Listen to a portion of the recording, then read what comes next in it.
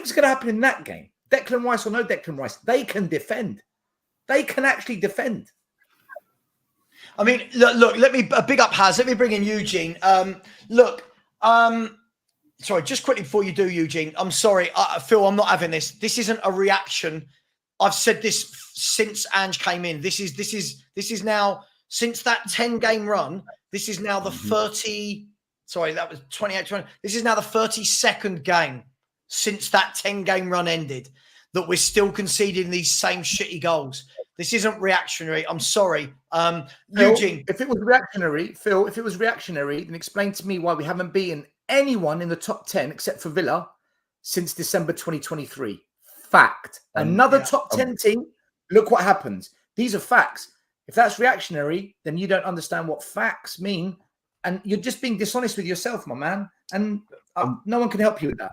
No one can help you with that. One thing I'll add to that as well is it took me to about, let's say 13 games, let's say between 12, 15, before I definitely started seeing this ain't going to work on the long run. And I've been saying it ever since. Eugene Savas still has.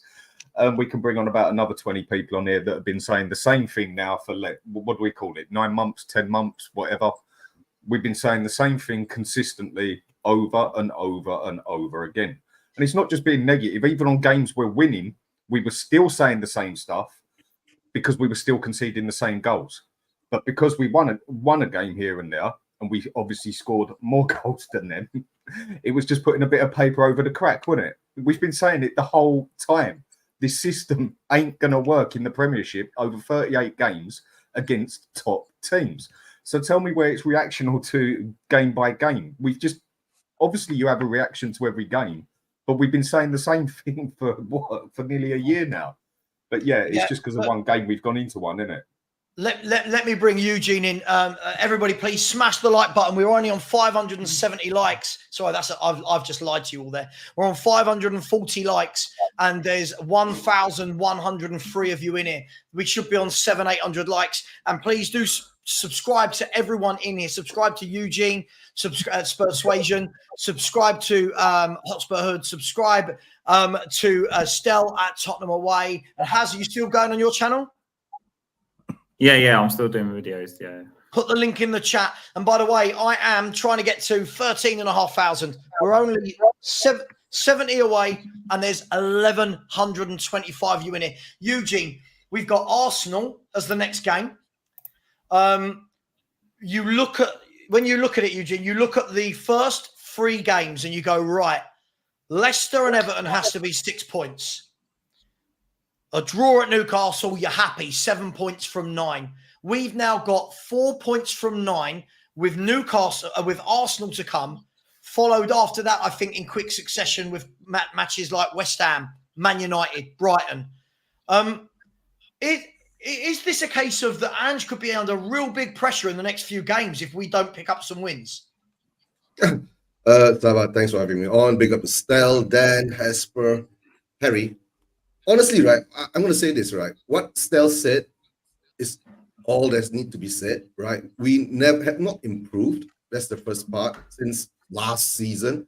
And the way we've been playing with the high line, we knew all the while it would be suicide football. And especially when we lose VDV without, we could see that ball over the top, right? Wasn't the first ball that went like that.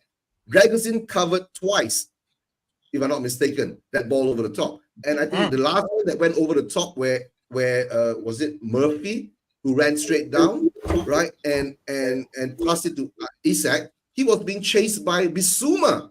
Yeah. Dragosin, where the hell was Romero? Yeah. But guys, honestly, he had a bad game. To me, right, I've seen this over and over again. Okay. From 5 years ago when Poch was in charge, we never improved. Now we've gone up to Ange, and of course, last season when I was telling everybody we ain't doing shit, and everybody's hyping on my back, right? I'm not talking about you guys, the other channels. Oh, you watch and see. We're gonna get a brilliant, wonderful transfer window. We'll bring in the quality, guys. Brenda, how many chances did you have? Right? How many chances did you have? And the sad part is there will still be people out there defending all this shit for the past 24 years. We've seen this going over and over again. Arsenal, what did I say? What did I say on Dan's show? Dan, we beat Everton 4-0. What did I say? We were papering over the cracks in that game. We were papering over the cracks, and the cracks all showed today because we created all these chances. We stole the ball off Newcastle how many times? Right? We had 2-on-1s. Right? Brendan Johnson couldn't even pass. I mean, God, Odegaard, Son was screaming for the ball, and he shot. He should have when they had 2-on-1 at that time, right? He should have passed the ball to Son.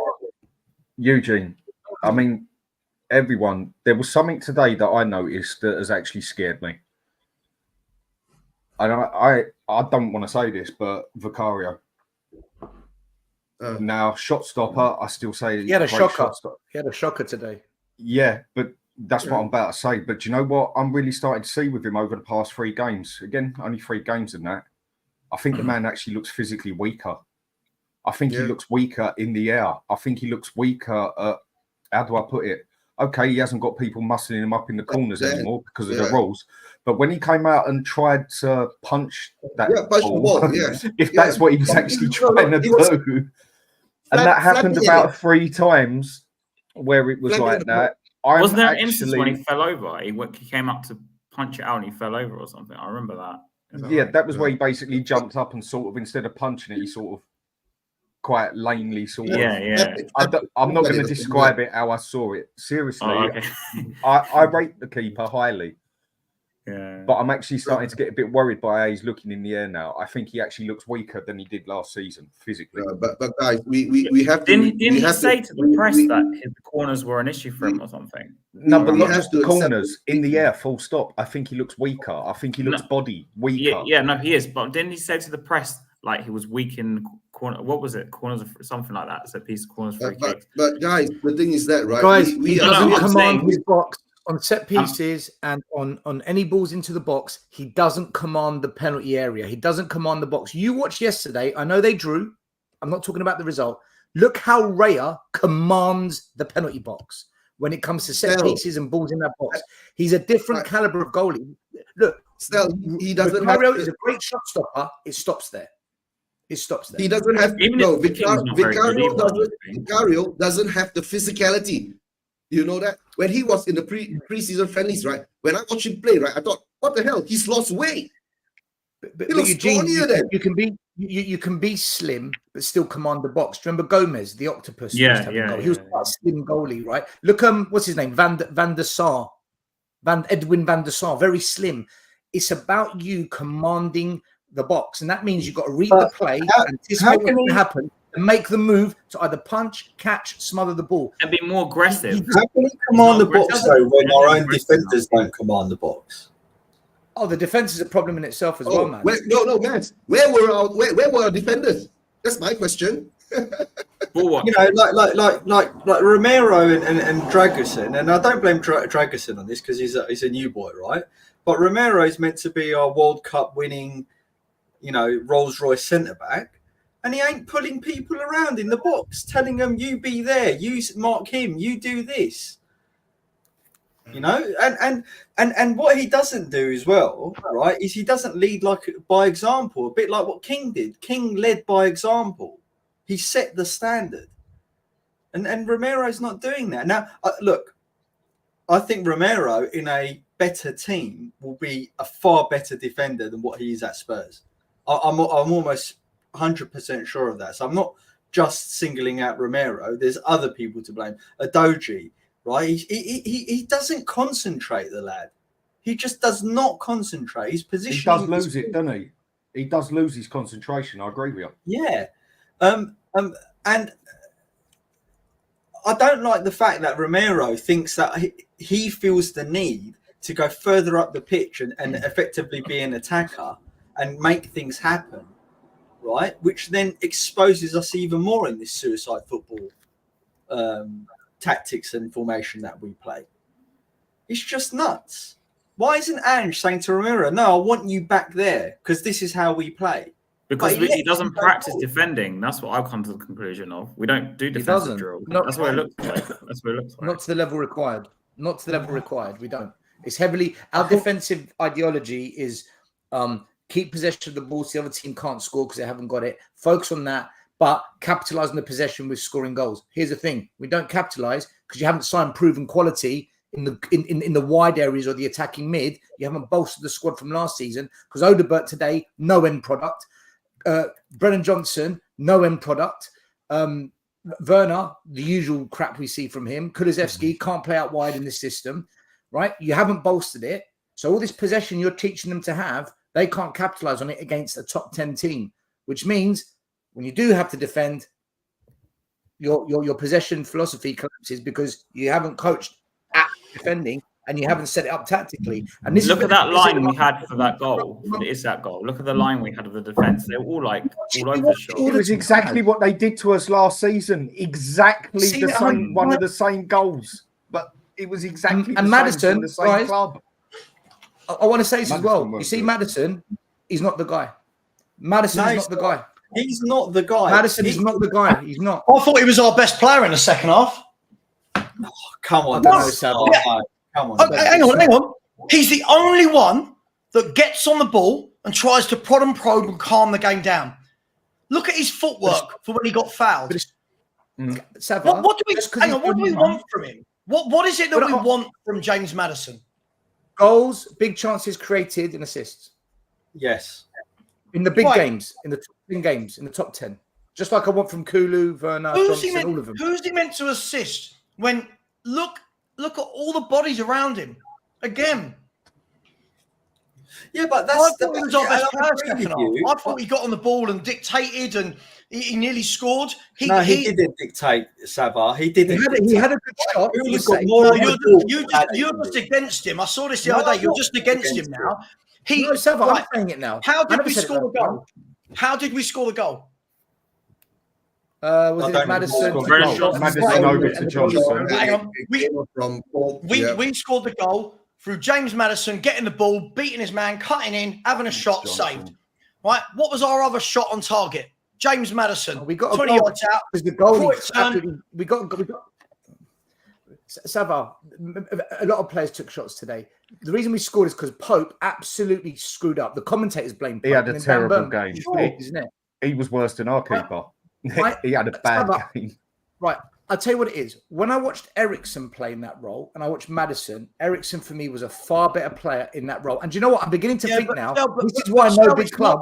This is why no big club has ever come in for Maddison. Yeah, hang on, Ericsson played still. for Man United and Inter Milan. There's a reason. I think. But still, we're not comparing apples and apples. Ericsson didn't play in this god awful tactic of Ange Postecoglou.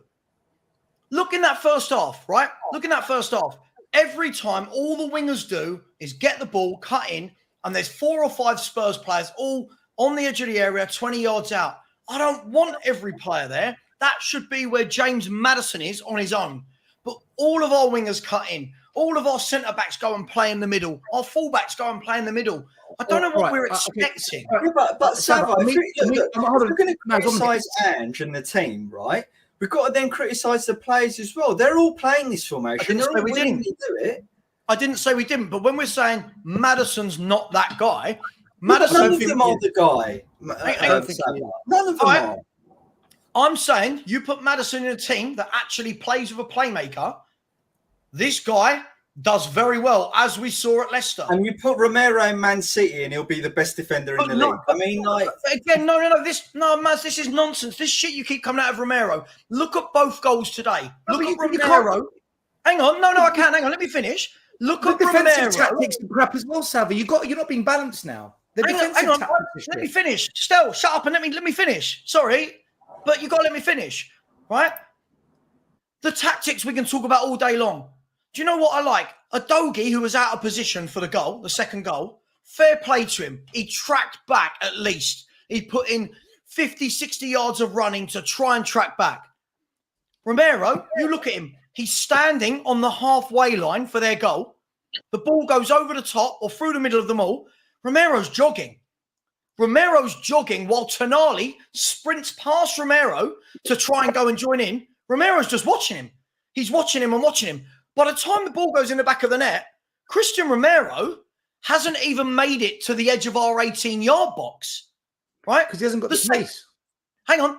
No, Stel, no, again, that's a lie. He was jogging. He wasn't running, right? The first goal. Hang on, no. Hang on, the first goal. You watch the first goal. They've got a throw-in our half. Romero is halfway up the pitch, right? When the ball gets pulled back into the box, he's jogging again and nowhere near Harvey Barnes. Why are we not allowed to call that out? Why is it? You can call it out. You can call it out. You can call it out. But you won't call out Maddison, though. I thought Maddison was shit first half. Second half, he got on the ball. Second half, his shot created the goal. He made the keeper tip one over the bar. I didn't see anyone else doing that. I thought Romero was good first half. Yeah, exactly. Romero was good first half. You're thinking we're not criticising Romero. We are criticising. Right, okay, when did Newcastle score their first goal? Sorry? Right. When did Newcastle score their first goal?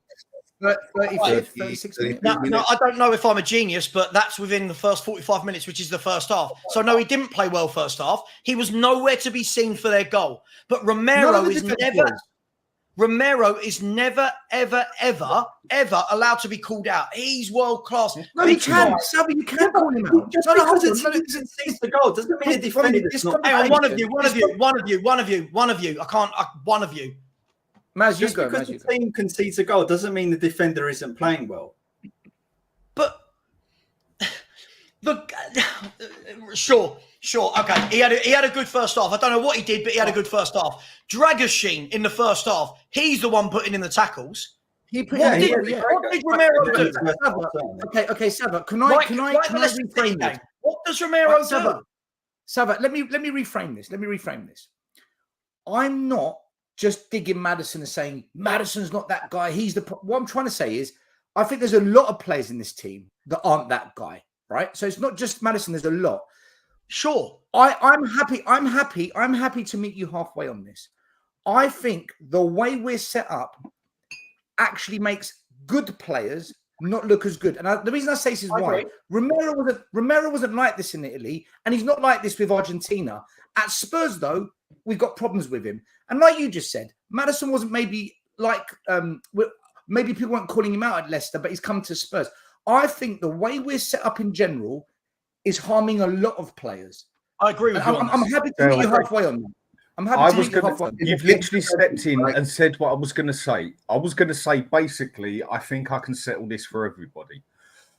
Maddison was not the worst one on the pitch, but he definitely didn't have a great game. But the problem is, I'm 100% with Sava on this side, as in, how long have I been saying this to everybody now? And it's a repeat over and over again. When you got your number 10 there, and he's got a forward there, 2 inverted wing backs there, 2 centre backs there, and a centre midfield there. Exactly. What the hell is the fella meant to do? I'm not just backing you here, Sava. I'm going by what I've been saying for months on end. They say it as well. And on the other side of it, where I'm going to back basically everyone on here, what Stella's just said, he's right.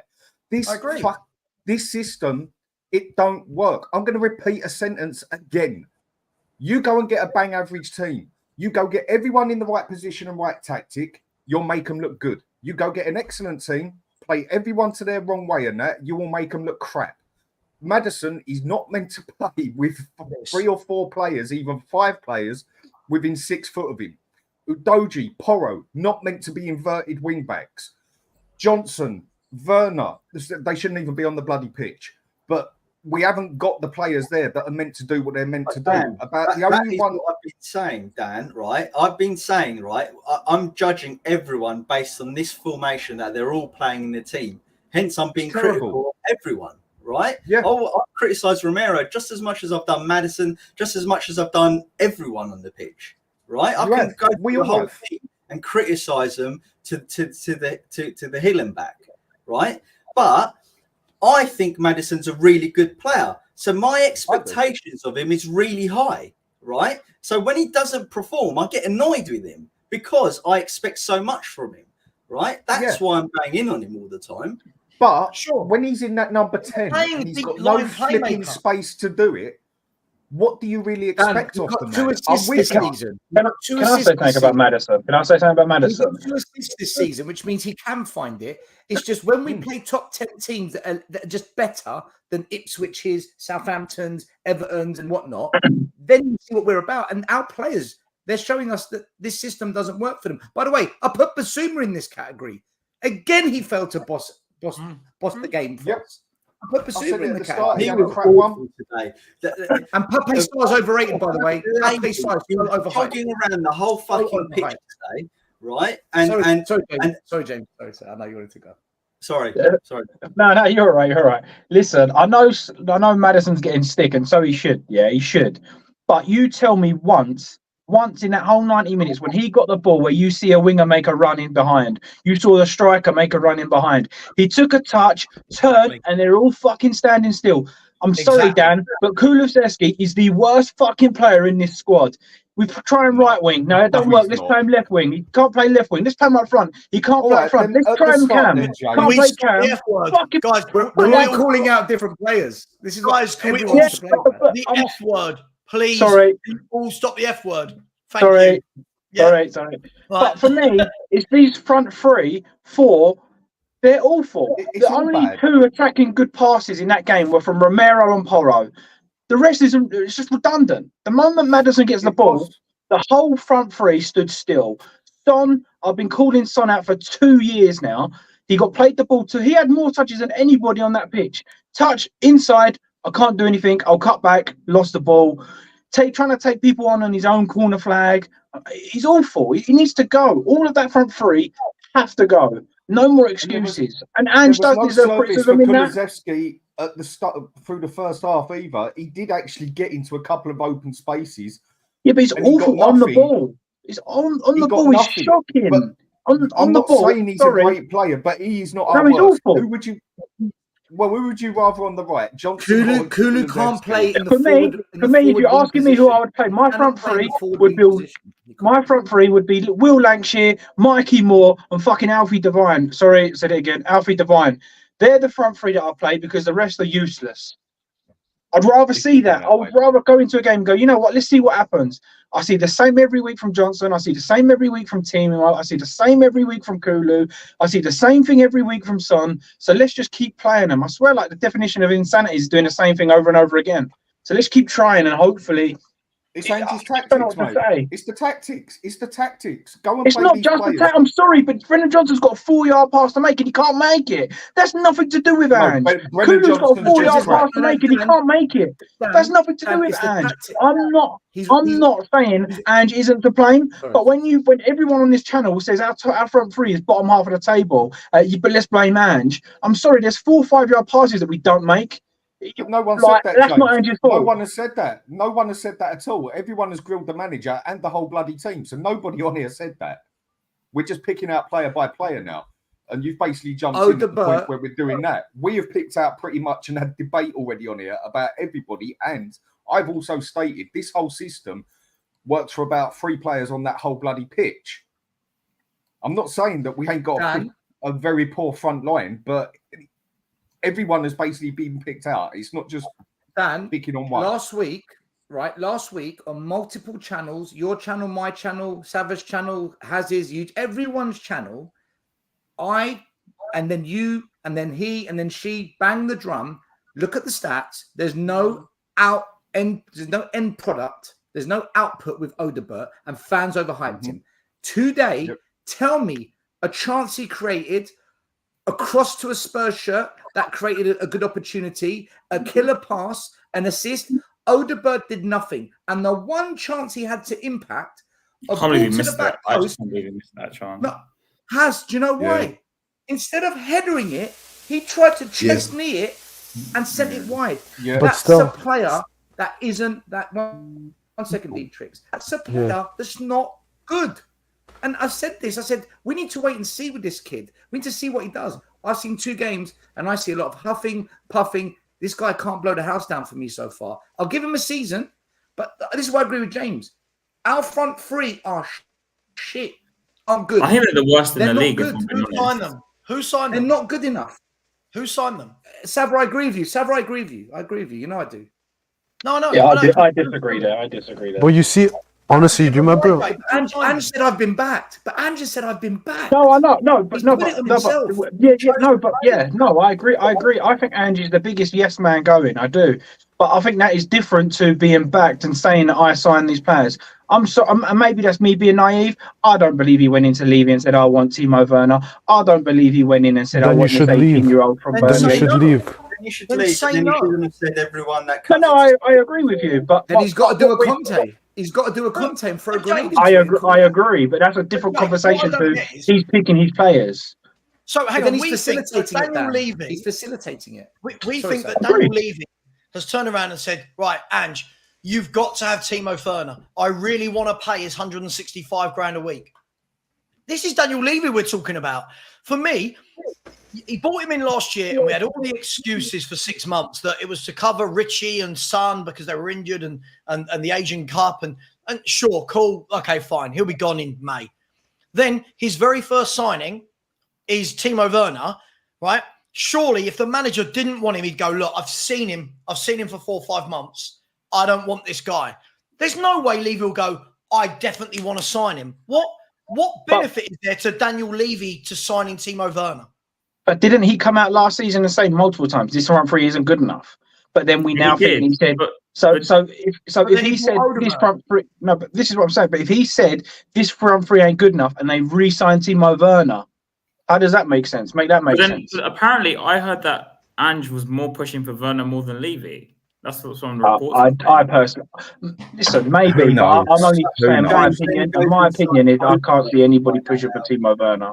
Is that No, the but- refresh that he wanted? He wanted to go and sign Odegaard to complement Johnson on the right. Is that really what we've gone for? But did you see Lange interview saying we've been watching Odegaard for 2 years? Yeah. Sava called it yesterday, I think, or the day before. And we're saying Ange wanted him, yeah? We're saying Ange picked his players. They're the players Ange wanted. We've been looking at this guy for 2 years. Say no. I agree with you. I agree. But this is where I'm saying, though. I think there's two separate things. I think, yes, man, no one can argue with me that he's a yes man. You can prove it, facts. But to say he's been given the players he wanted, I don't believe he got that. He won't come out last season and we're going to win the league next year and then knowing that we're going to sign Timo Werner. Okay, wait, can I ask you a question? Hang on, James. All right. Yes, man. Can somebody please tell me then? Because this is what happens. Whenever a player comes in, Van der Ven's brilliant. So it must have been an Ange player.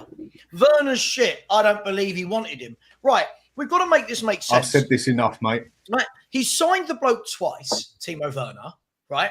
Mm-hmm. And again, no one can give me a reason. What is the benefit for Daniel Levy to try and push that signing? It's a guy that he's having to pay 165 grand a week. If this guy was on 50 grand a week on loan, I can pretty guarantee you go, that's Daniel Levy, that is. But this guy's on 165 grand a week. At what stage has Daniel Levy turned around to Ange and gone, you must take this player into the club? I fail to believe it. I am with you 100% on this. I have called out enough times, mainly on like chat and that. Well, hang on a minute. Why is it we go and get players like you said, Van der Ven, Vicario, whatever, and other ones that people label, and Johnson when everyone thought he was great at first? Well, I say everyone, people did think he was good.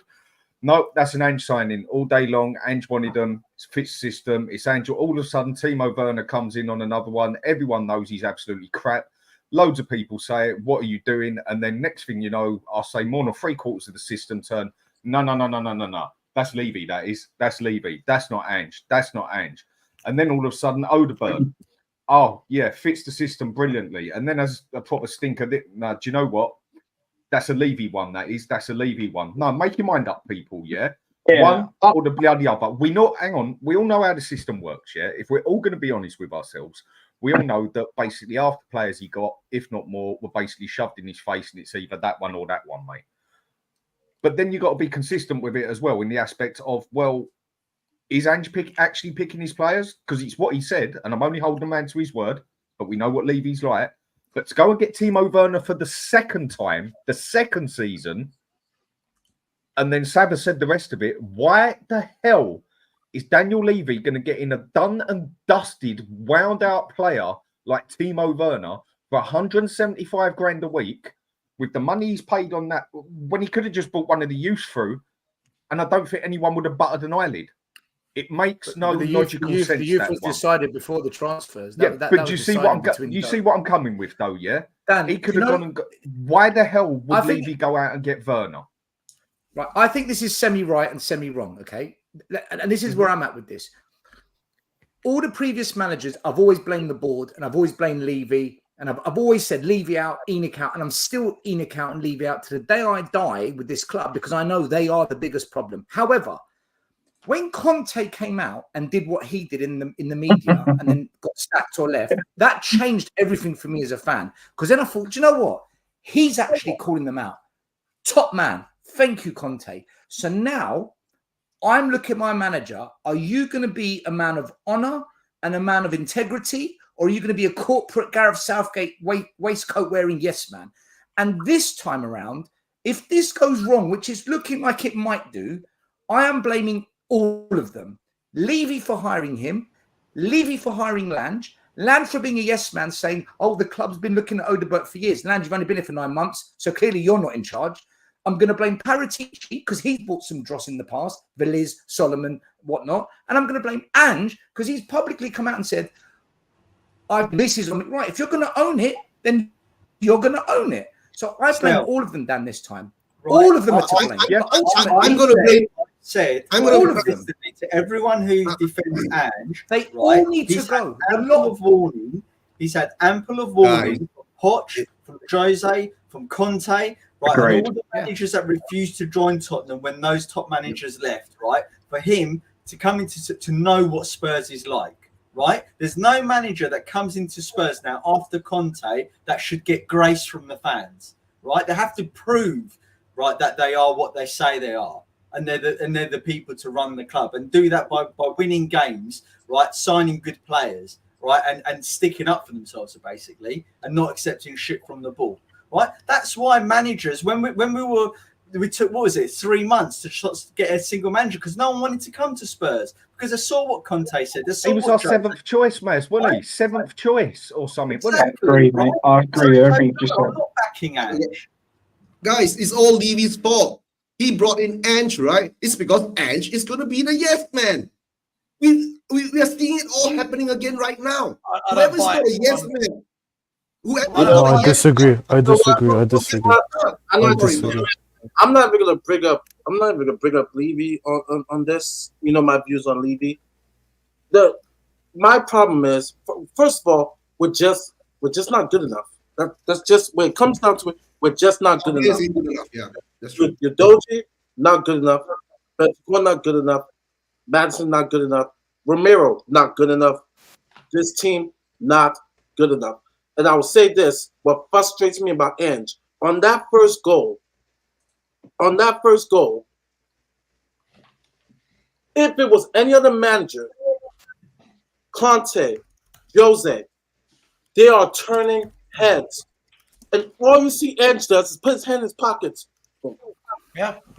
You can't compare Jose and Conte. They're winners. they're the best. They do that. He has this personality, though, isn't it? It is a different personality. Ange has this face where it's just up. And then he's not inspiring at all on the touchline. I'm sorry. Yeah, like, when I see him, hang on, Maury, can I just want to look. And again, I'm not going to stick up for Daniel Levy, right? Because everyone knows I've been Daniel Levy out for however many years. But I'm sorry. The problem is with this constant narrative that it's just Levy. Daniel Levy doesn't set up the team to be that easy to defend against. I agree. I'm sorry. Daniel, he's got... Listen, to go back to the point about Romero. Romero, I watch him defend for Argentina. He can defend. I watch him play for Tottenham Hotspur and I go, Jesus, you're always out of position. Now, if you get a proper manager in that knows how to work with defenders, there's no chance that we're on the halfway line. And I'm going to show you this. Look, have a look at this, guys. Give Conte that defence. No, just to push. Hang on. I'm bringing something up. Look, right? Look at that, right? Yep. Have a look at that. The gap, right? If we look at the halfway line, the gap from the halfway line to, I think it's Joe Linton who plays the pass, right? Yeah. The gap from Joe Linton to our back four is about, 10 yards? 15 yards maximum? Right? All of them are on the halfway line. Have a look, though. Have a look at Porro's body shape, Dragoshin's body shape, and Udogi's body shape. What are they all doing? Romero's not even looking. Right, but that's my point. What are they all But doing? but even Dragusin, why is he not doing the offside trap? Guys, No. This is Sava. This is what I said at the start of the show. The basic of man marking. We don't man mark. We don't defend. This is my point. My point is, guys, you have a look at all of them are on the halfway line, right? So straight away, you and I all know the moment a ball goes over the top, that is a defender's worst nightmare. Defenders do not want to be tracking back to their own goal to defend the ball. They want the ball in front of them. And just set them up that we are there 15 yards away from Joe Linton, who makes one pass, puts it down the middle of, I think the ball went down the middle of Romero and Dragoshin. And Dodgy. Right, and Udogi, right? But look, one of our centre-halves, I'm not digging him at it, but one of our centre-halves isn't even going the right way. One of our centre-halves then didn't turn. Porro's nowhere near it. Dragoshin's not quick enough to be defending on the halfway line. And I'm sorry, that can't be on Daniel Levy. Yeah. That bit is not Sava, on Daniel Levy. Can you bring that up again? Can I point one thing out? Sava, bring that up again a second. One at a time, please, guys. Just one. Right. Do you see what was missing now? Does everybody really see what was missing now? Yeah. What's that? Number 6. Number 6. No. Yeah. Oh yeah. I was going to get to that. Let me tell you. Number 6 in the middle, he intercepts the play. No, that's not the point I'm getting at, but I'll make you right. It is. There was one thing missing now, and we didn't have him on the pitch today. Van der Ven. And that is why he's so bloody important. Because one thing you can bet on is if that would have been Van der Ven now, he would have been able to get back and cover it. And the manager has to adapt. But I know, but I'm just stating what was actually wrong there. The fact that Van der Ven wasn't there to cover everybody's backside like he usually does, game after game after game, and he has to come back and do it. That is exactly how it is done. Let me finish. He can usually get back and cover it. Sorry. Let me finish my point. I agree with Saba, and that's why I was like, you can't bring up Levy. This comes back to Ange, and the reason why I say this, and I mentioned his reaction to that first goal, is I really question: does he have a command and presence at the club? Like, for example, Romero would not get away with that at Argentina. He does that, he's getting crucified. Any other manager is going to chew him out, and the players. Another thing I question about this club, and I was telling Sava this on one of his shows, like, who's the brain in this club? I questioned for years the intelligence of this club. The reason why I wanted Locatelli is that he is an intelligent player. He's an intelligent midfielder. We don't have. I can't tell you who's the smartest guy, who's the most intelligent player on that field. I can't begin to tell you. And we have no command on that field. That's what, for me, I watched the game. I was literally bored because I know we were going to struggle to score. Thank you, Dan Bird. Because we were atrocious. Like, literally, went to sum it up, we're not good enough. It's going to be a long. Mari, remember in the group chat what I put in there? I said we are brainless. We don't play with our heads. That's all I'm going to say, right? Yeah. I don't know why we're bringing all these players in, but Eugene, we don't have any leaders in that team. There's no one there to come on and tell you go here, you go there. You know what? Where's the leadership in that team? There's nothing. You're a dumb team. I went downstairs just now. My uncle's watching the Spurs game downstairs. He's a Spurs fan as well. And my uncle's sitting there and he said, do you know what I just don't understand? Right? He said, when you watch our players, he doesn't know where any of them are playing at any one time. Everyone seems to just go wherever they want to go. It's true. Right? It's true. So when you actually watch us, and by the way, he used to, I'm not going to say who, but he used to be the head of academy for a Premier League football club, right? So he knows his onions. And he said, you watch them, there's no calmness. There's no strategy. It just almost seems that whenever Spurs have a bad half of football, what we do is we go all gung-ho, chaos, to try and get back into a game. And people go, attacking football. It's not attacking football, because what Newcastle did was Newcastle, after they conceded, they rode that storm for another 10 minutes, didn't they? They rode the storm. They quickly realised, hang on, Spurs can't pick out a pass. You know what I mean? We can't pick out a pass, right? And then all they then started doing was slowly but surely, and I'm not saying they were good guys in any way. Last 15 minutes, slowly but surely, they just started to go, right, hang on, one ball over the top, one ball down the channel. Because we are chaotic. We are absolutely chaotic as a football club. And I see things like, well, you know, he kind of plays like Pep. No, he doesn't. Oh, and, you know, Ange's style is better than Arsenal's. No, it's not. So we're brilliant at the back. You speak to anybody. All our back four getting above Arsenal's. You speak to Spurs fans. Oh, they're better than all Arsenal's, right? All of our midfielders are brilliant. Our forwards are good, right? We've got a good squad. I watched a show yesterday with Dan, Stel, Dietrich, you were on it, Ian was on it, and Adrian. And I'm listening, no offense, I'm listening to Adrian and Ian sitting there go, this is a stronger squad. Guys, this is the stronger squad. Are you ready? That's what I've been saying. This was our bench, right? Forster is awful. Spencer's never done anything in football. Davis is 400 years old. Alfie Devine, we know he's only there because we've got injuries.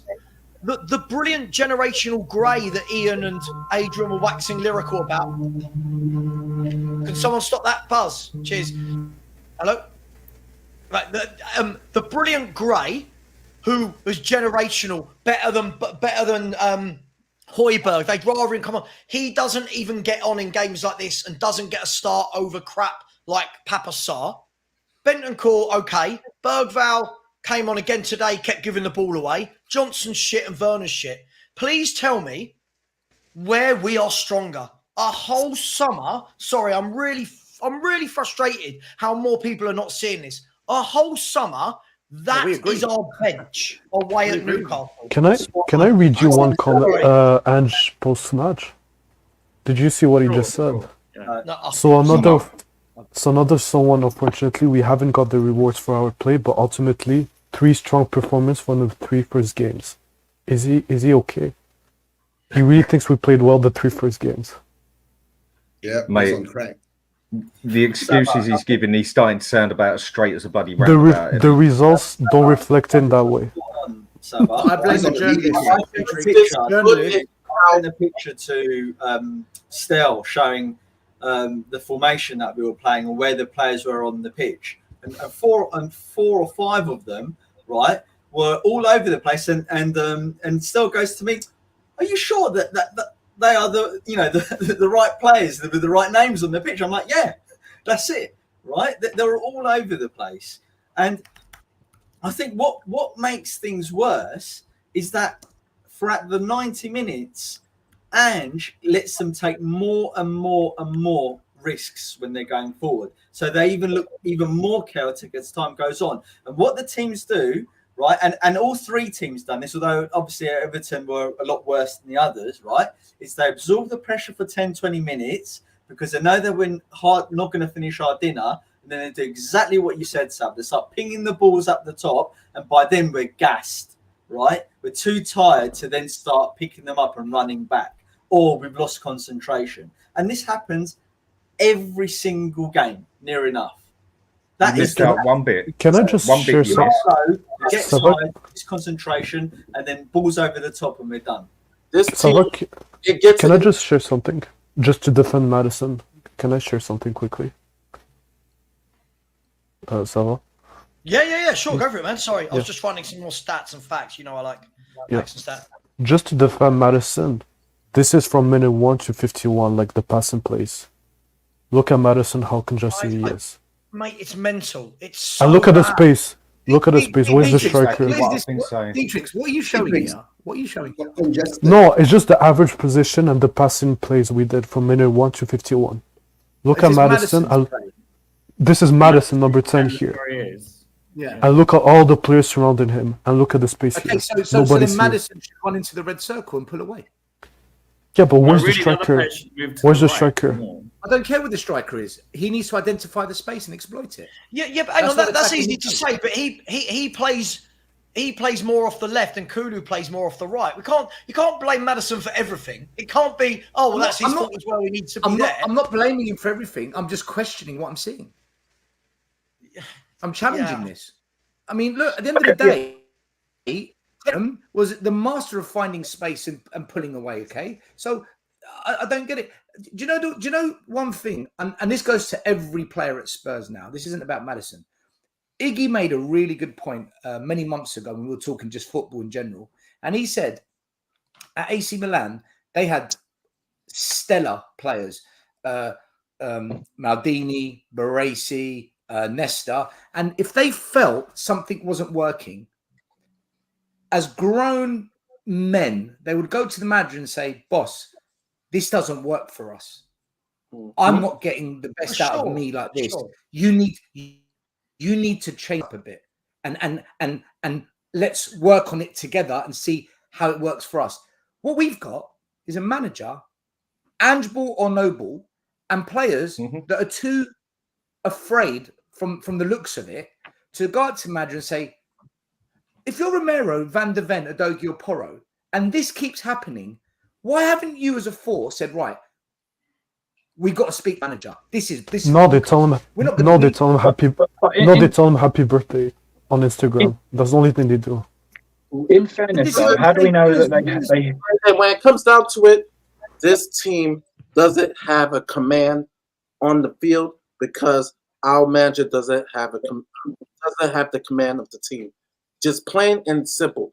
Yesterday, I'm watching Atletico, and they won with a late goal. But throughout the game, right, there's no panic. They still have that command, though they have not scored, because they get that. Of course, he's a legend, Diego Simeone, right there. That team's the extension of Diego Simeone. Hey, we're going to pull this out. They have that command on the field.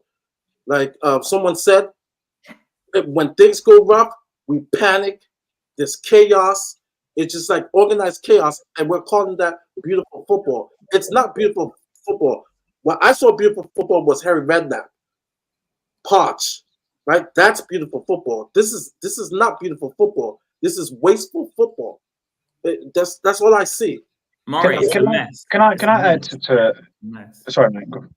Yeah, sorry, mate. I'll just say there's 2 points I want to make. Number one, I think we found out at home to Wolves last season, and I think since then teams know the blueprint to beat us.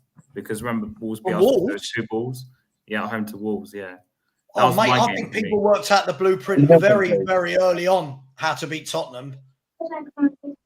And since then, it's not been the same. And also on the transfer window, I just want to say something. So we know we went 18 months without signing a player. I'm 100% sure Poch was offered players during that time period. But did he say yes to all of them? Clearly no, because he said no to a load of players he was offered. Just because Andrew was offered Werner and all these players, he didn't have to say yes to all of them. He didn't have to say yes to any of them.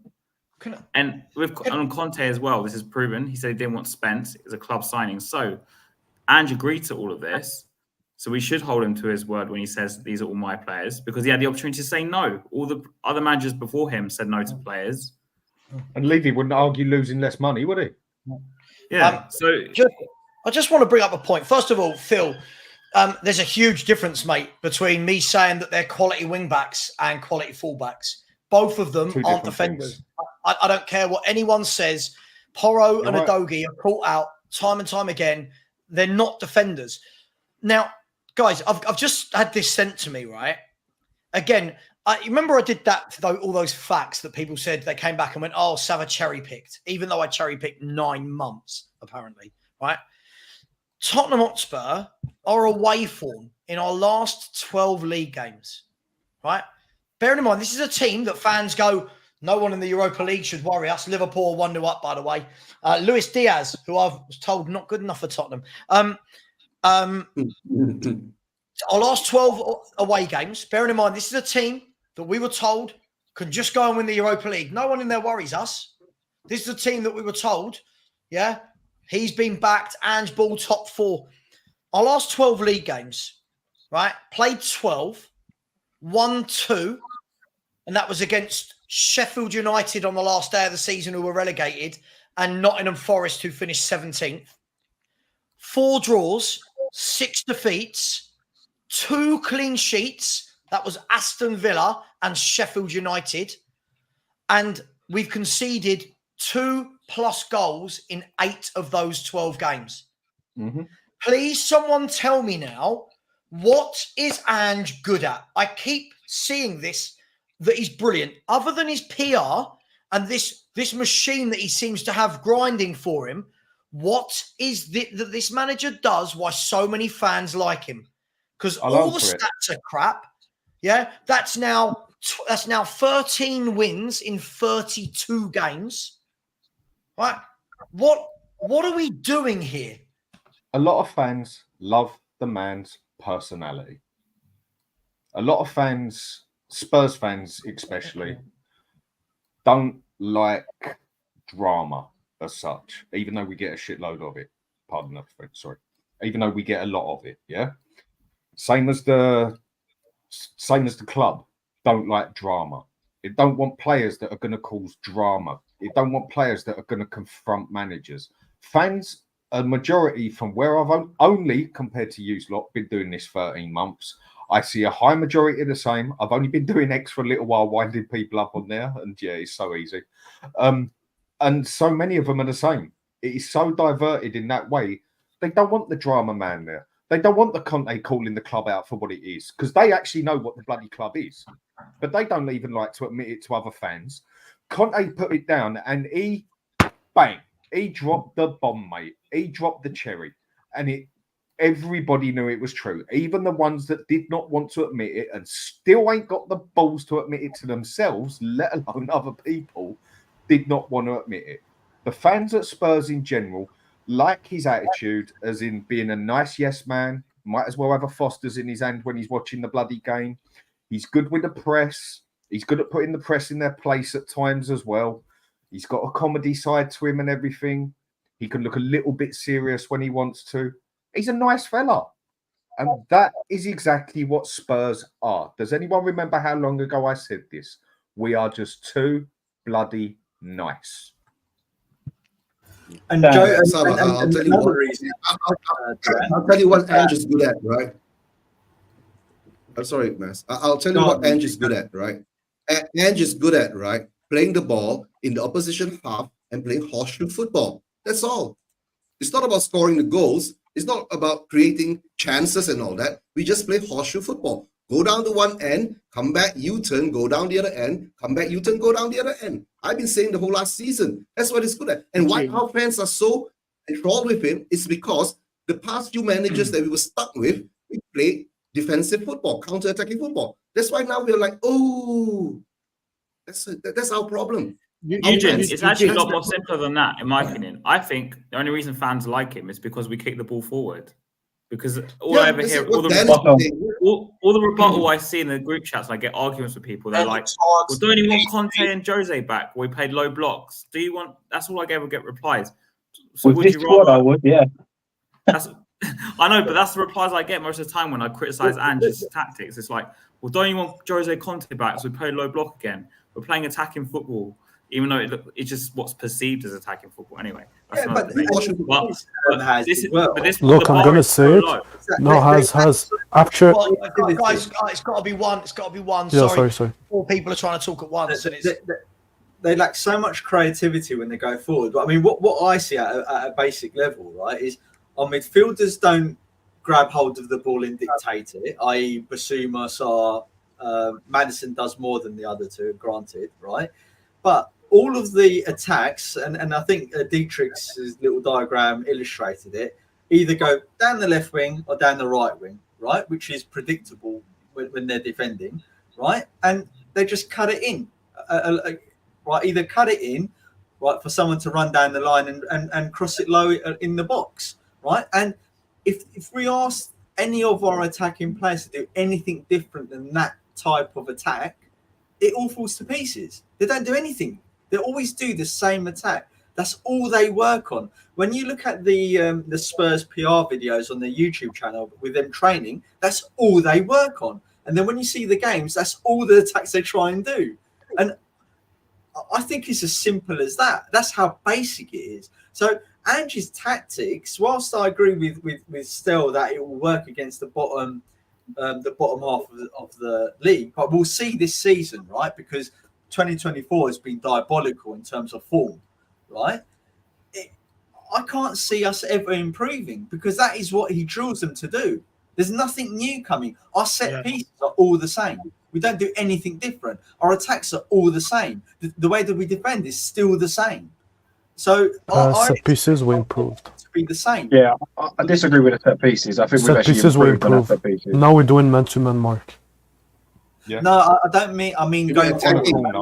Attacking set pieces. Guys, the only thing I would. Sorry, Phil, go on. I was going to say, you know, when you say we shoehorn. Here's the thing, right? When you've got all that possession, you've got a team pinned in, and we have Newcastle pinned. Okay, Man City will have Haaland, Silva, Foden, Savio, Gundogan, De Bruyne, but we could just roll it all off all day long, right? Mm-hmm. That's what you need to grab that possession and put the ball in the back of the net and create the moments. We've got Odeberg, Werner, Kulu, Brenda, Johnson, Richarlison, right? And then you look at the midfield, other than, let's say, Maddison and Son, who we'd say, let's say they're good players. You've got to put Son in that as well. You've got to put Son in that. Yeah, Son's culpable. Son played on the left today, and as soon as he started, why is he on the left? He can't do it. It's still awful. He's still got... Sometimes Son is getting a free pass. You've got to put Son in there. I haven't seen Son turn up for a long time. No, but James, Son on the left is finished. He's finished. Son up front is finished. Huh? No. Son up front is finished. Up front. No, he's not. He's finished. He's not finished up front. No, he's not. He's not Harry Kane. Oh, I'm sorry, man. This is where I will criticise, and I'm sorry to say. How many chances were created for Son today, James? How many chances were created? How many times did Son get the ball in a good position and turn back and lose the ball? How many times did Son? No, you didn't ask my question. You didn't ask my question. How many chances? All right, there was a chance towards the end. Son was running towards the. It was 3-on-2, and Johnson was to the right. And rather than do anything, he just kept running, and he lost in the ball. If he knocked that to Johnson, who was in yards of space, who I think is awful. He then opens the game up, but he hasn't got the tactical brain to go, right, if I give here, I know I could then make that run. He's not good enough up front. You're talking about him running on the ball. I'm going to ask again. How many chances were created for Son today as the striker in the second half? Yeah, but you don't get chances by standing. Yeah, but you don't get chances by standing still. You've got to make them runs. He doesn't make them runs. Can I offer a different viewpoint on Son? Runs for what? No one's creating any chances for him to run onto anyway. All right, so this is where I agree. But this is where I agree with Sava, because Maddison was on that ball so much today, and not once did Son on the left or up front make a run. He stood still, and he stood still, and he stood still, and you're thinking, well, if I keep standing still, I'm going to be put through on a one-on-one. On the left, he's done. Even at the end, he kind of went into the center. He's finished. Right, I think Son is finished on the left in terms of. He'll control the ball, he'll hold it up on the left, but he just cuts in now. That's all he does. He just cuts in and lays it off. I think he's a brilliant striker through the 9 against the bottom half teams. Mm-hmm. I think if you're going to play against the bottom half teams that can't defend for Toffee, you stick Sonny in there. I think he's brilliant. I think you put Sonny against proper top defenders now that are in the top of their game, that are fit, that are healthy, that know how to mark. I don't think that guy is your main centre forward. You watch his goals for Tottenham, right? Yeah. You like the goals against. Look, this is what we do as a fan base, right? He scored a couple of goals against Everton. It was, oh my God, who said Son was finished? Let's be fair. Son capitalised off a really bad bit of goalkeeping from England's number 1. Mm-hmm. And then Van der Ven done all the work, laid it off, and he finished from 5 yards. I've got no doubt Sonny's going to do that against Leicester, against Everton, against. I can't even think all the crap teams at the bottom. But Sava, he would score those goals. He would score those against a top 4. If he's in that position against a top 4 club, he would score. But he's not going to be in that position. Diaz ain't going to say. This is wrong. Hang on. But there's a difference against those big clubs that have got better defenders and are better organised. Sonny's natural game isn't that number 9. I think Sonny was. This is why Sonny was excellent when playing for Jose and Conte. Sonny was excellent because their game wasn't high pressed, everybody in the box like we saw today 5 players on the edge of the area. The 2 wingers come in, the fullbacks go in. That wasn't their game. Spurs' game was hitting teams on the counter-attack. And when Son has got space to run into, he's one of the deadliest finishers in Europe. The problem is Tottenham don't play that way anymore. Yeah, teams will do what Newcastle did to us today, what Leicester did. Everton can't do it. Leicester did it. Newcastle did it. They will put 10 men behind the ball and they'll say, break us down. When we play like that, you nullify Son as a footballer. Now, normally, you can say, don't worry, shift him left, he'll get the ball, he can cut him. That's gone from his game. So I think what we're going to see all season, Son's going to score goals. I'm not doubting that. But his effect all round on a game, no matter where he plays, I think is going to become less and less and less. And we're seeing it every game. He's having this for nearly a year. One second. You've also missed out one thing, Saba. Let me just say this one thing and then you can go, Stop. Let me say this one thing and you can go. Saba, you've also missed out the most important thing about that with Jose and Conte thing. He had the best striker, the best hold-up man, one of the best passers in the world, laying it into him. So when Harry Kane gets the ball, both centre-backs go, let's get Kane. That allows Son all the space in the world to run free. We do not have that. We're never going to have that again. Son's finished at Tottenham. Guys, this is madness. Last season, Heung-min Son was our top. It's absolute madness. He was our top scorer. He was the top scorer. Hear me out. He was our top scorer at Spurs against the top 10. Just listen. I'm going to read it out. Arsenal away, 2 goals for Son. Arsenal at home, goal for Son. Aston Villa away, goal for Son. Crystal Palace finished in the top 10, but let's not say they're the best team. He scored 2, 1 away, 1 home. Liverpool away, Son scored. Liverpool at home, Son scored. Man City away, Son scored. Newcastle at home, Son scored. Guys, what you're saying is not true. He does turn up against most top 10 teams. We've got to create for him. Is he going to be brilliant in a team that low blocks, ultra compact the whole game? No, he's not. But this guy, wait. 4 goals, and I think for some reason... Can I say something quickly? I never said he's not going to score goals. This is the thing. You just said against the top 10 with teams that organise you can't score. I just gave you 6 teams. Hang on. Wait, can I mention something quickly? Hang on. Let me rebuttal my point. Sorry. Son, I said at the end of my thing, Son will grab goals. I don't doubt that. I'm talking about his all-round effectiveness as the number 9 against those better teams. Yeah? Against those better teams. I'm just talking about goals. Okay, they will love playing against Son because he's not a hold-up guy. Son's best attribute has always been his pace and his finishing, right?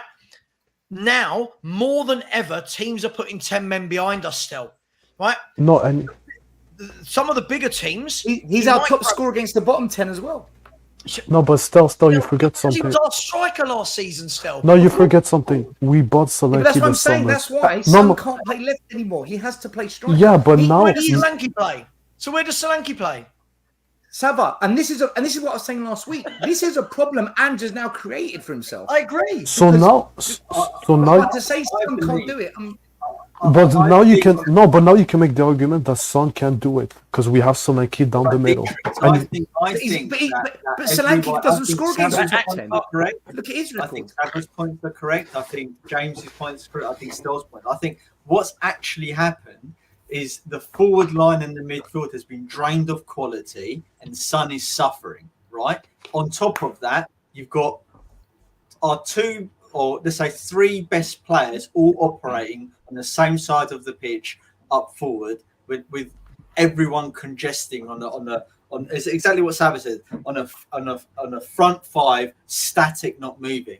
And when you have that, Son is useless because he doesn't have the same qualities as Kane, as an example, who can hold up, who can bully the players, because he's easily bullied off the ball. But for me, though, I think Son would work in a top 8 club, and we are a top 8. Well, I hope we're a top 8 club. Son doesn't work in a top 6 club, top 6 club and above. Son doesn't make it anymore. I'm sorry, this is my problem with Spurs fans, and I'm not digging anybody out of here. Johnson is not good enough, need to let go. Kulu's played every position on the pitch, not good enough, need to let go. Son is on the way down. What we should do now is sell him because we'll still get good money for him. But we'll wait. That should have already been done, James. And then what we'll do is we'll wait for Son for another season or two, and it'll be worth nothing, and we'll let him go for free. All these players that we kind of hold on to and try and hope and pray. It's like a religion supporting Spurs because we just try anything we can to prove that this is right, and it just doesn't work. We need to cut loose. I've been saying this for how long now? Agree, mate. Yeah. If anything, I've been one of Son's biggest critics, but the thing I will not have you say that he's done. He's not done. He's not finished. That's OTT. Yeah, that's temper talking.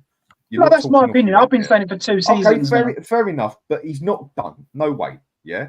Let me back at that one. Let me back at that one thing before you move on, though. If he's not done, does any other top 4 start that guy? Any top 4 team, do they start that guy up front? No. But when you say he's done, you mean he's done and finished. He's done for Tottenham. He's not done if you don't want to be top 4. Wait, let me finish. James, what do you mean? Wait, start him on the wing or start him up front? Because I start him in Saudi Arabia. No.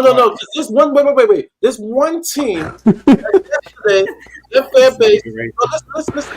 This one team. But Levy will never sell him anyway. So this one fan base. Take care, still. Take care, mate. Take care, mate. See you later. I think Arsenal fans would gladly take Son because they were complaining yesterday. They had no one clinical to finish their goals. I think Arsenal would take Son. Really? Oh, yes. Really? Yes. No way. You have to be able to pass the ball to be in the Arsenal team. Who didn't score yesterday? They should have won. Even Havertz scored yesterday. With 10 men. They were complaining that they didn't get a striker or another winger. Martinelli's playing horrible. He's not doing anything. Trossard only does come off the bench. He started yesterday, but he didn't score. So a team like Arsenal would gladly. I don't think they'd want a striker like him, though, Murray. I disagree. My point now. Can I finish my point over on this? No. Can I finish? Arsenal trying to say it for 10 minutes. I'm listening to Arsenal yesterday saying, man, the one missing piece that they're missing, they don't have a guy who's up front that's clinical. Yes, they score goals, but the games that they really need someone to score, they don't have that person. Son, if I'm an Arsenal fan, even saying that, I would definitely take Son. Like, yeah, it's the reason why I took Raheem Sterling because they need someone up front. It's not enough for Arsenal to overtake Man City. And yesterday was. Wait, what are we talking about, Arsenal? No, no top 6 team will take Son. And I'm like, whoa. No, in the starting 11. In the starting 11. I'm sorry, Murray. Yeah, this is my problem, and you've got to let go. He was one of the best, but you've got to let go. I brought up a good example. The only person up front that is of quality, like really quality up front on Arsenal is Saka. No, I'm not hearing that at all. No. Martinelli. Trossard is a joke. Hang on. Hang on. We're now getting into the realm of what Spurs fans do. We look at clubs that are much better than us, with much better players, and we find a way to drag them down to our level, right? For whatever we want to say about Arsenal, right, being our rivals, let's take our Spurs hats off. Right? They're better than us. Not one of our front three right now for me gets into this Arsenal front three. Now, there's more to it than just Arsenal front three. Can you tell me Arsenal front three? Hang on. But look how effective they are. This is the thing we all miss. We all talk about Son does X, Y, Z, right? Look how effective their players are in Arteta's style of play. Trossard, right? Martinelli's not in good form, so they bring in Trossard, who's in excellent form. Saka is a very good winger. Havertz is in sensational form. We can cuss him all we want. Havertz is in brilliant form, both scoring and assisting for like the last 25 games. He's got like 21 goal stroke assists, right? He also runs the channels like like Arteta wants. He holds up the ball like Arteta wants. He drops back into midfield and makes us an extra midfielder. So, for example, would you put Son in over Havertz right now? On paper, people will no, go, not for that system.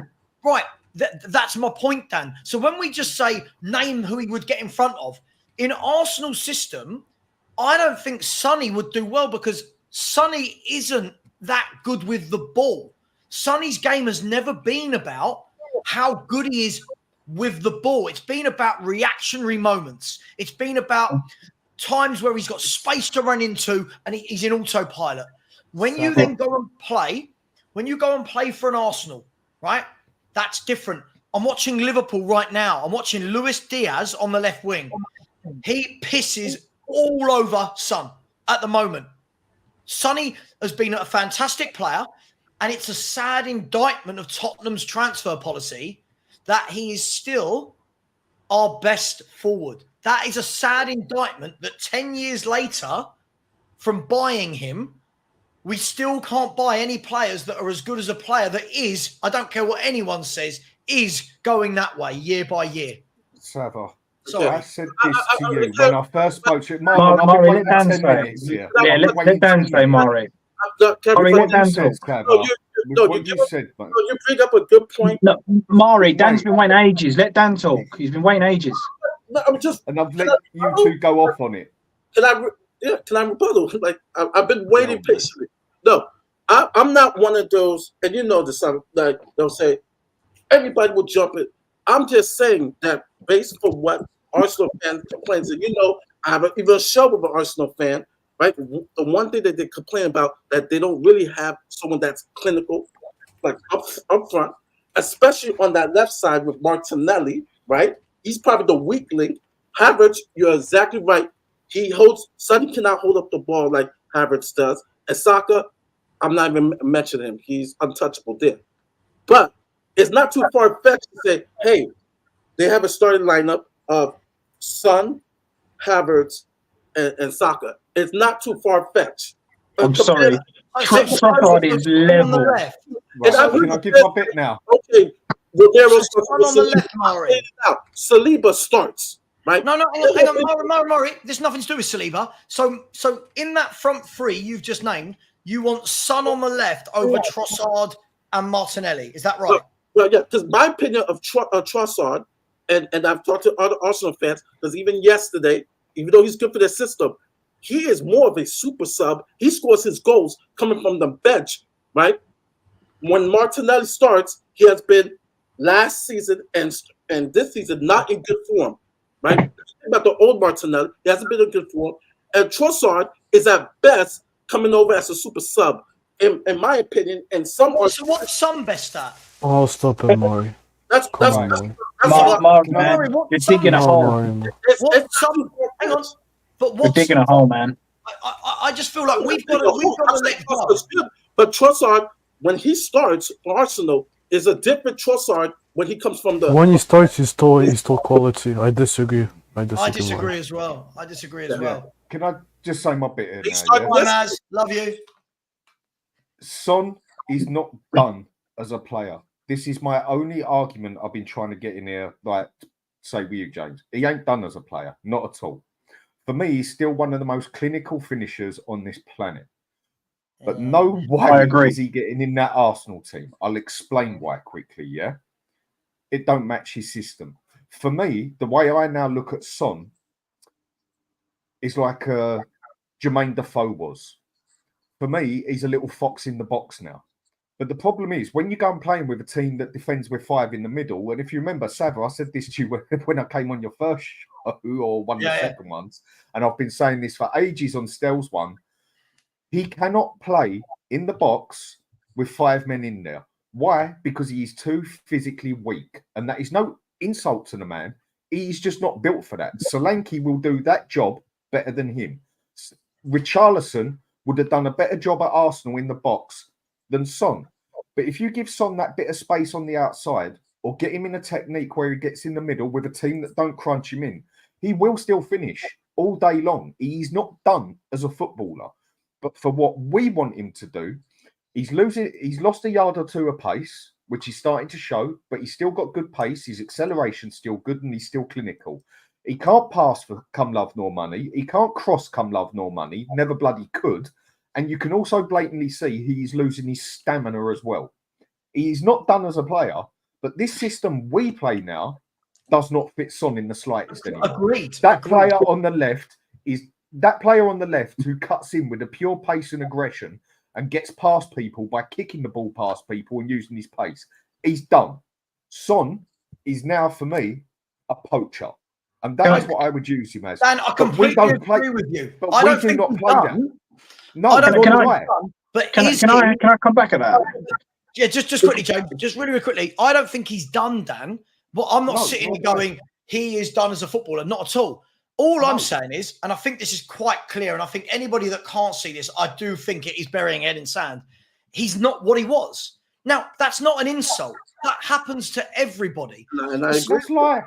Especially some footballers, most of their game is around pace. Michael Owen's the best example, right? When Michael Owen started to lose his pace, he became only effective for half chances in the box. It's always who I compare him to. All-round game isn't great. Now, Son, today, we saw it on the left-hand side. He's not the worst player on the team. He's not the best player on the team. But what Son is not anymore, I don't care what anyone says, he is not that star attraction anymore. No one is watching Son anymore and going, this guy is as good as Salah. This guy is like Phil Foden. Son now is a top player that is getting a bit older, and he has his moments fewer and further between. But apparently, if you say things like that at Spurs, everyone gets really offended. Yeah. Can I have my we should have sold him 2 years ago, Sava, when we could have still got 90 million for him. But we are too nice and accepting. I know, but Dan, let me round off, right? Let me round off. This is what I was going to say. The problem with Tottenham is this. We do this with every single footballer. We keep them for years and years and years and years to the point where we start seeing them go like that. Right?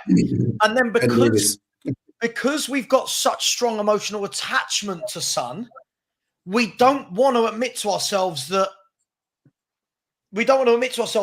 he's not that star player anymore. He's not the player and he isn't. He's not digging us out of holes anymore. He's not producing those special moments in games because he's getting older. Not because he's a bad player, not because he's having a bad year. He is getting older. If he's put one-on-one, do I fancy Son to score a goal? Yes, of course I do. If it's a game where you can't slip in a striker through the channels or behind the forwards, do I think he's effective? No. And not anymore. No, not anymore. It's caught Everyone up with seems him. to get so offended by it. I've been saying this for over a year that it's been happening to him. Look, if I want to say it really technical, take me back to when I was 18, 21. I could go at it for 45 minutes without blinking an eyelid. I now have to get my stamina together because I'm lucky if I can last 20. Can I sort of talk about this thing as well? I'm going to come to you in one second, Joe. Adam, listen, every other club seems to be able to move players on and not worry about it like Spurs fans do. Every other club seems to lose players regularly, move them on, they get someone else in the window. I'm not sitting here, by the way, saying you have to sell Son. But my point is we're keeping him and keeping him and keeping him to the point where people are still expecting the same Son that we had 5 years ago. And he's not that same footballer. Sorry, James. No, but with that, that is me. I do moan when we sell our best players. Do you know why? Because we don't replace them. That's why. So that is me. Yeah, I'm okay to moan. Like I'm okay for us to sell. I'm okay for us to sell Harry Kane if we bring in Osterman. I'm cool with that. But when we bring in Solanke, I'm okay to not be cool with that. I'm allowed to moan. But what we're saying there about Son, and this is where, listen, Dan, I'm not digging out of you, mate. I love a good debate anyway, so it's all love. But from me, where you said things like he's like a Jermaine Defoe, a fox in the box. In my opinion, it's just my opinion. Son doesn't have the brain to be a but for me, Son doesn't have the brain to be that fox in the box. Is spur of the moment, isn't it? I don't think he's got. No, for me, Defoe knew where to be and when to be there. Yeah, that's what I'm saying. this is why I personally say Son is finished. This is why I say Son is finished. Okay. I think unless you're playing him through on a one-on-one, so if you don't play him through on a one-on-one, I think he's a useless striker or a useless winger. And the odd 30-yarder, I expect him to smack in 2, 3 30-yarders a season. Like, he's got that ability. His finishing is still good. You don't lose that. But everything else about that player, for me, he lacks. He's not a fox in the box. He hasn't got a footballing brain to think, right, Johnson's got it. There was times today, and I don't like Johnson, but he's got the ball on the wing and Son's on outside the edge of the area. If you're all playing up front, you need to be in that 6 yard waiting for that. He hasn't got the brain to go, right, okay, he's here. Now that's my trigger run. For so long, he's been... It's always been, even when Son was at his peak, you gave him too much time. I'd say 8 times out of 10, he fluffed it up. But Son was always best on bang, bang, job done. Yeah. And that's where I think Harry Kane did all of Son's finishing. Yeah, but Son's thinking. Harry Kane could predict a game like Teddy Sheringham, for God's sake. Son, if you ever give him too much time, even when he was at the dog's nuts, he fluffed it after time. Son was always better as a response player, pure split decision. Give him too long to think, and he used to cock it up. I don't think he's good enough for what we need now. Yep. But there's certain ways you can play that would still fit in nicely, is what I'm saying. But I've been saying Son's on his way out for a long time. Can I throw a theory, Dan? Guys, hold on. Saba, thanks for having me on. No, sorry. It's 12 a.m. in Malaysia now. Thanks for having me on, guys. Big love to all you guys. All I can say, right? Levy out, Enoch out. Bye, guys. Bye-bye. Take care. Can I just want to throw out a theory, and I do want to wrap the show up in the next 5 minutes because I've been going for 5 hours now. For me, do you know what this is screaming out for? And Dan, I know it's something that we've talked about a lot. I truly believe if Spurs played 3 centre-halves with Van der Ven to the left, Romero to the right, and Dragashin in the middle, Udogie as a left wing-back, Porro as a right wing-back, Bentancur and Basuma in the middle, with Maddison in a number 10 as a number 10, and Solanke and Son up top, with Solanke doing all the target man, all of that, and letting Son be the little guy that runs off him and runs into Emil the Heskey, channel. Michael Owen. Right? For me, I think that team finishes top 4. Right? Really? I think, because I think you've got 3 centre-halves that are now all doing what they're meant to be doing. Yeah, true. Right? Van der Ven and Romero can bring the ball out, let Dragusin sit and be the stalwart centre-half. Porro and Udogie aren't fullbacks. They are wing-backs by trade. Hang on. Wing-backs by trade, right? You've then got Bentancur and Basuma that can do the double pivot thingy, right? And you've got Maddison that's allowed to play in his own position. You've got Son, who's now through the middle with Solanke. For me, every single player in that formation is now playing where they should be playing. As it stands, you've got Van der Ven and Romero on the halfway line committing defensive suicide because Ange tells them to. You've got 2 fullbacks that can play centre mid. They're not centre mids and they're not fullbacks. You've got Maddison being stifled. You've got Basuma sitting the deepest of all our midfielders when he's actually an 8 that should be carrying the ball, right? And you've got wingers that are ineffective. What I've just picked there removes everything that's bad about Tottenham at the moment. Don't you think you're missing, Saba? Can we switch Ange for Conte with that team? Sure. Mate, listen, you know I don't want this manager here. You know I don't want this manager. Yeah. But that's not happening. The biggest worry for me, and I'm going to get some super chats, and I am going to wrap up the show in a second.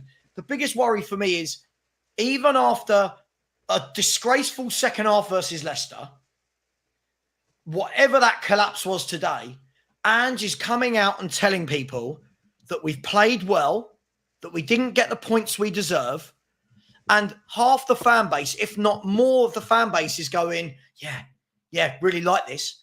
Now, what if we now lose to Arsenal as well? We're now 1 win in 4, right? Mm-hmm. We're now 1 win in 4. And by the way, our last 10 league games, we've lost 6. We've lost 6 of our last 10 league games. What have I been saying to everyone? These next 3 games, if it goes wrong, mate, this whole thing is going to go toxic tits up. The only bit I would possibly do different to what you said, Saba, is possibly play with a 10 and a false 9 and a striker. But apart from that, I'm 100% with you. That's the only thing I might change. Mate, absolutely. I have been saying this for 9 months now, if not more on here, and had row after row after row, and then even done a bloody show on it. And it's only starting to sink in for some people, whereas other people, when they heard me say it, they're like, do you know what? You've actually got a point here. This team, I keep saying it, play it the right way, you'll get more out of it. This team is more than capable than what it looks. Get Conte in as the manager now with his system, this team works. Just with quickly, Ange's system, it just don't work with any team, I don't think. But just quickly, if the day Ange gets sacked, you know we're not getting a better manager that's going to get the best out of those players. So life after Ange is going to be terrible. I disagree, because listen, I don't think it needs the world's best manager to look at these players, right, and see that you could actually get something out of them. The problem we've got at the moment is everyone, Dan's always right. The fact that we had Conte, who was negative or perceived as negative. Now this manager goes forward, everyone thinks that's great. What we need is we just need a manager that's got a degree of common sense. Yeah. Know when to go forward, know when to sit back, have the balance. But at the moment, we had none of that balance with Conte for whatever reason. We've got none of that balance with Postecoglou. I think you could bring in, it doesn't have to be a Conte or a Jose or a Pep or a Slot. You bring in a manager, right? Look at Eddie Howe, right? Look at Eddie Howe. What you know who I would like out of his players over and over and over again. I would absolutely die for a player, for a coach like Emery. Emery takes his team levels. You know what I'd go for? What I want now is a young manager.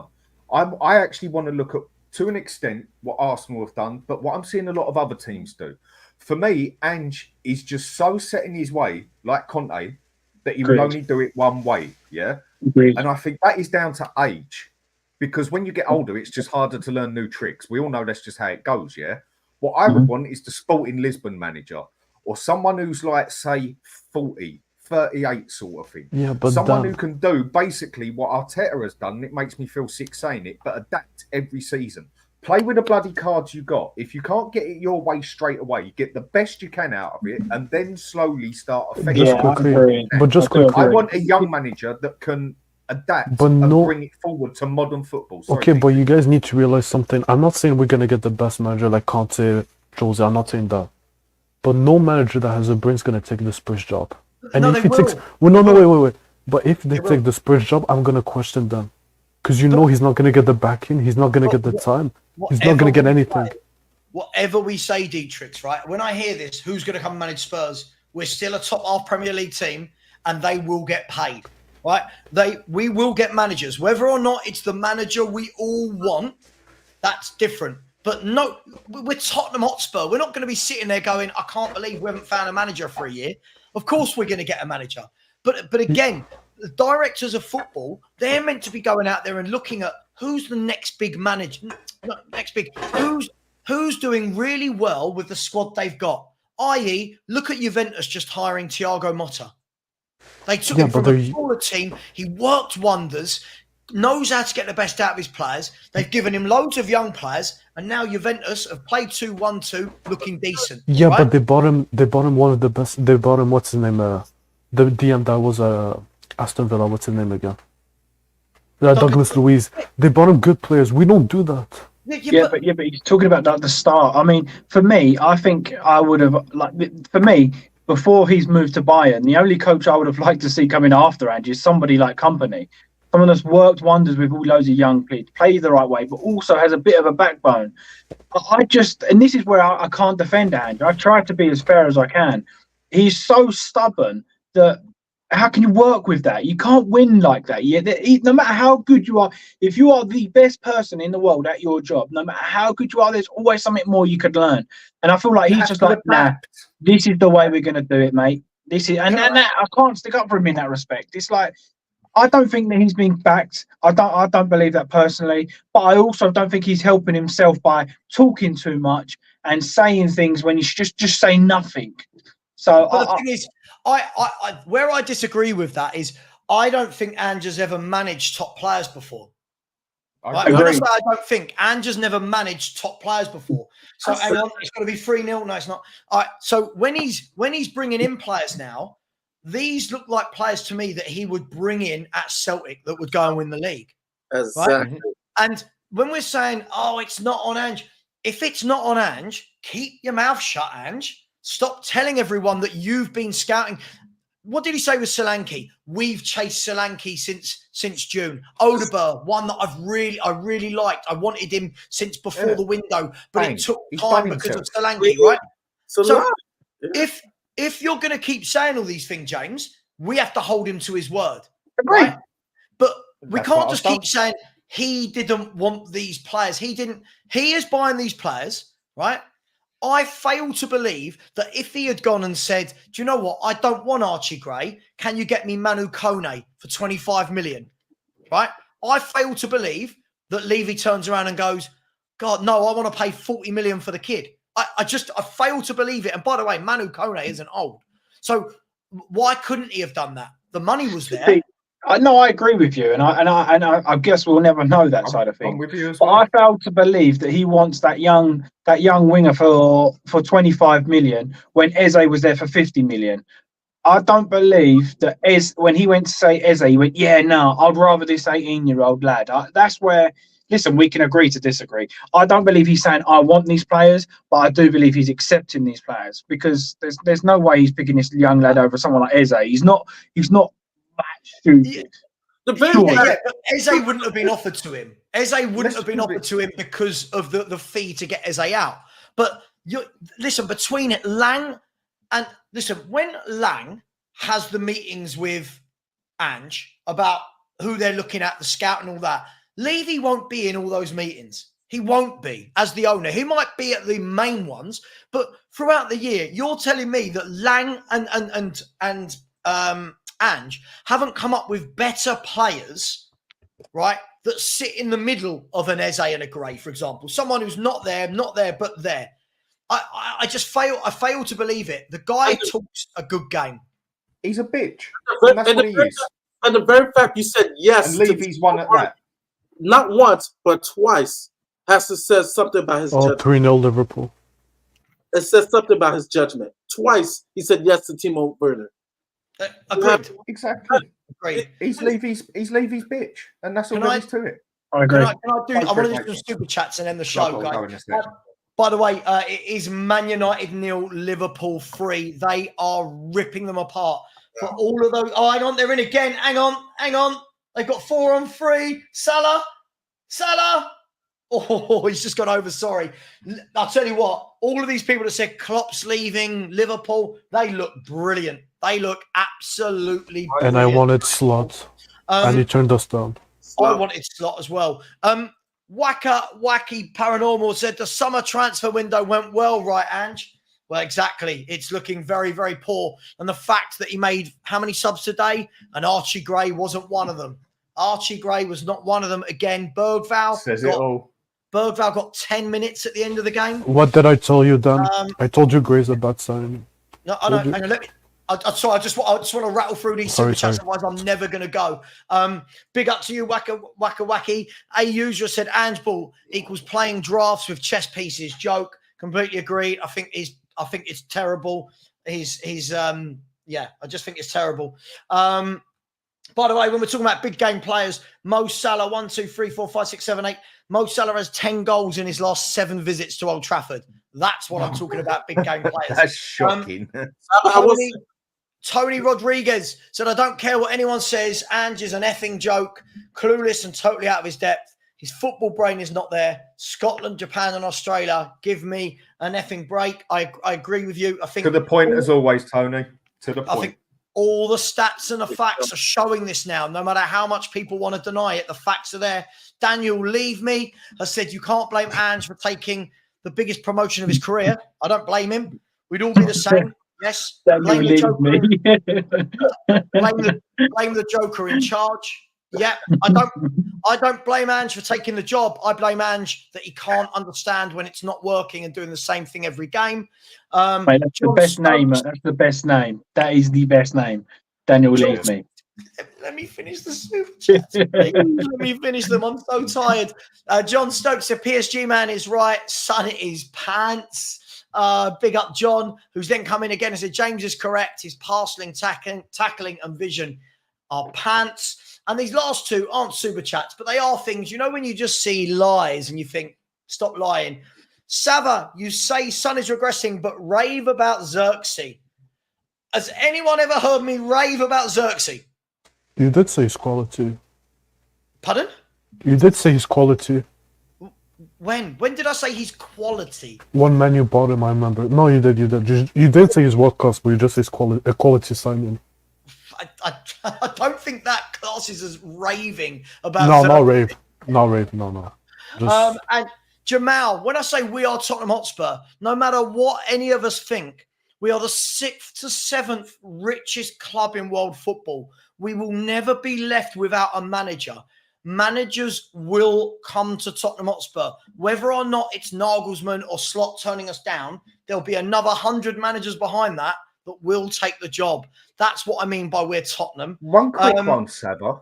Go on. My mate Dave, just last bit I mentioned it. My mate Dave, he actually pointed out one that he would like to see us go for next when it goes wrong with Ange, not if, when, because for me it's on the way out. He said he's very interested and likes the Ipswich manager and thinks that could actually suit Spurs the way he's actually done it with Ipswich and that. Just a quick one on what you think on that. Or the Brentford guy, what's he like? I just want to imagine we're back. I'm asking. Yeah, I haven't seen enough really.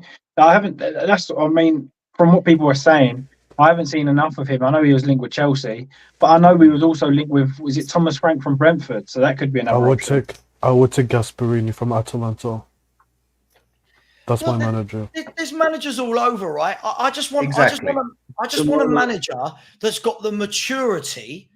I don't mean in age. I mean the maturity and comfortable in their own skin. And what I mean by that is I want them to be able to look and say, right, this is how I play. It's not working because of X, Y, Z. I need to change something. But we've got a manager that's now, as I said, 13 wins in 32 games. That's not top half form. That is really bad. And the worrying thing is that ball we saw today that split us open for the second pass, that's not the last time you're going to see it. No. That's not the last time you're going to see it. So look, guys, I am going to leave it there because I'm absolutely shattered. Look, big up to everyone. Thanks, Dietrich, Mari, James, Dan. Thanks everyone for coming after the show. Hope the rest of you enjoyed.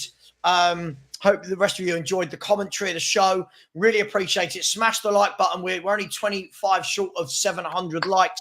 If you haven't subscribed to everyone on the show, please do. Please keep subscribing to myself as we're only 50 away now from 13,500. Listen, I'll say this. In barbaric disdain, just for you, what are we doing here? Take care, everyone. And as always, come on, you Spurs. Pick up everyone.